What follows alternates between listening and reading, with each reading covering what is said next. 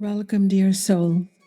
You are listening to Whispers from the Eternal, sacred transmissions meant not only for the mind alone, but for the hidden heart that remembers, even now, the one from whom it was never truly apart.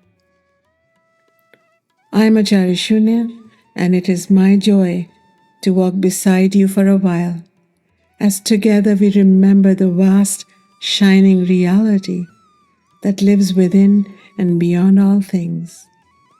One divinity with many beloved facets and faces. Brahman, the endless formless light, the divine consciousness, Sat Chit Ananda, that simply is. Ishwara, the compassionate, all-pervading presence, cosmic intelligence that takes any form to guide the yearning soul. Shakti, the Divine Mother, the Supreme Goddess, the very essence of Ishwara, Divine Feminine birthing and sustaining the world and its beings, and what many across the ages have lovingly called God, love without end.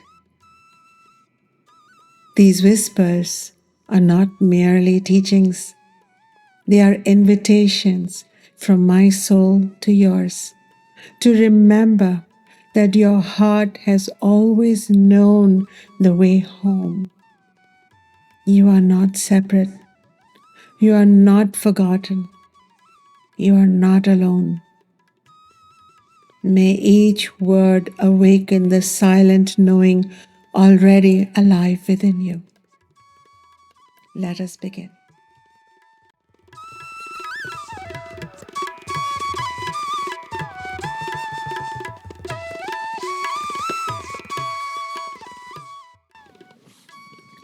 There comes a moment on every seeker's path when even our best spiritual efforts leave us asking deeper questions. Can the eternal truly be reached through actions alone? Is there a difference between doing sadhana and realizing the divine? Let me offer some clarity. Within each of us, within every living being, Jivatma, there live two forces. One pulls us outward toward comfort, praise, pleasure, and possessions. It leads us to identify with the body, the mind, and the roles we play. The other pulls us inward towards silence, truth, stillness, and the divine itself. Most of us live and die obeying the first. Even spiritual seekers often remain trapped in subtle ambition. They chase beautiful experiences, healing, knowledge, mystical visions, but the core thirst remains, and we never really know the divine as self. Worldly desire becomes subtle when it takes on a spiritual form, but it never ends. As such, anything that is worldly is never fulfilled in its essence. It simply changes form and asks for more. This is not sin, but it is bondage. and the soul grows weary inside it. But when that inner flame of awareness becomes dominant, when the longing turns inward, then the path of true seeking begins.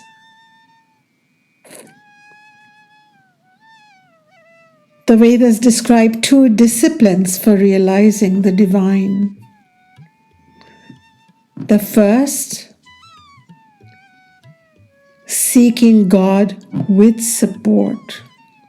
This is the path where you use your own body, the worldly senses, the worldly mind, and the world prescribes sacred practices to move toward the divine. You may chant mantra, you may meditate, you may study scripture, serve others, offer ritual. This path is beautiful. It is authentic. And for most of us, it is where we must begin. It gives form to our longing. It brings steadiness to our practice. It purifies the heart. But it's important to understand this is still a spiritual journey aided by form. The practices themselves are temporary, and the one we seek, eternal. The other method is seeking God without support, without dependence upon any aspect of this world, including our worldly body, senses, mind, intellect, ego. This is the rarest of the rare path, where the seekers rest directly in pure divine awareness, without relying on any practice as such. No excessive, artificial effort is made. No other worldly support is needed. Here, there is simply abiding, not as the doer that does the mantra, does the asana, does the meditation, but as the self. It is not a rejection of practice, but definitely a maturing of the practice. It is what becomes possible when inner purity matures and dependence falls away on its own. This distinction matters because even the most noble effort is still effort. It belongs to karma, and karma has a beginning and an end. The divine, Ishwara, Brahman, Shakti, is beginningless and endless. And that which is eternal cannot be hoped to be attained by what is temporary. So, dear listener, you may walk far with your practice, but realization is not reached by sadhana alone. It arises through clarity, born from sitting at the feet of our Guru and simply listening, longing, and finally surrendering.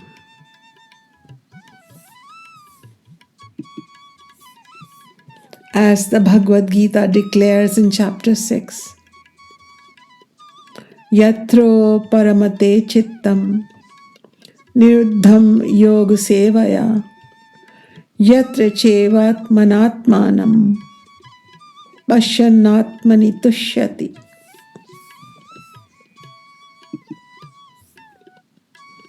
when the mind becomes still and the seeker is free of cravings, the seeker sees the self in the self and is satisfied in the self alone. This is not an abstract truth.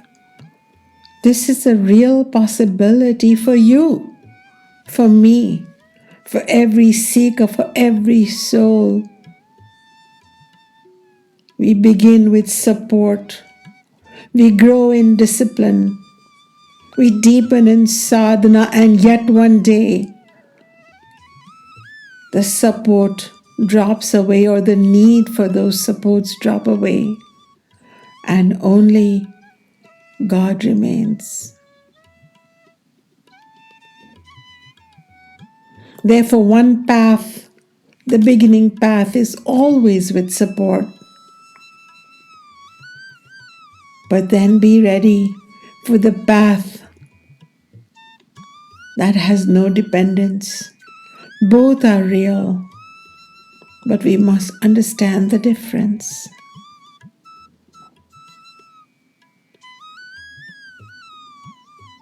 So walk the path that is yours. Use the tools you are given of sadhana sincerely. Chant, meditate, breathe, study, serve. But know this too. The one you seek is not reached by noble actions alone. The one you seek is revealed when the seeking quiets down and your own self is all that remains.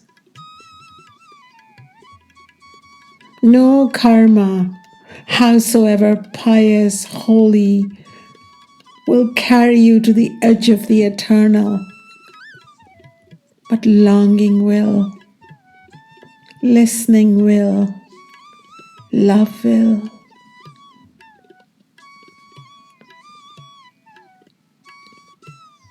When dependence ends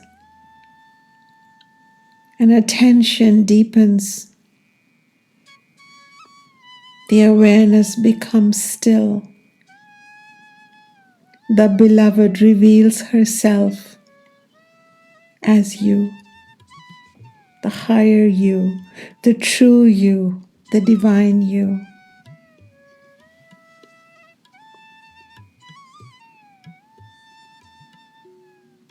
May Bhakti continue to inspire you on your path until the path itself disappears.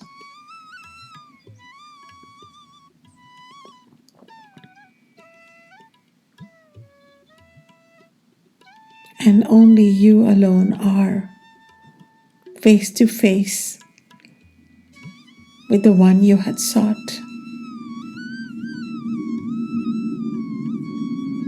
Embodied in the seeker.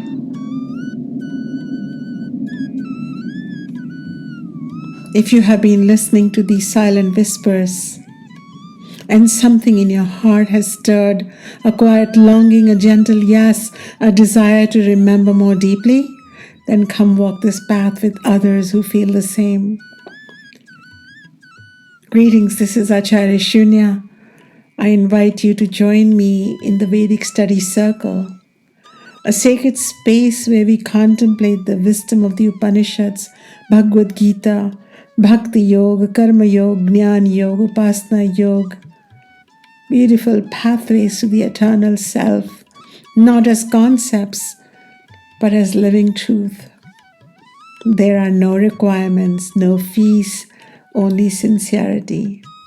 You can begin wherever you are and be met with companionship, guidance, devotion, and depth.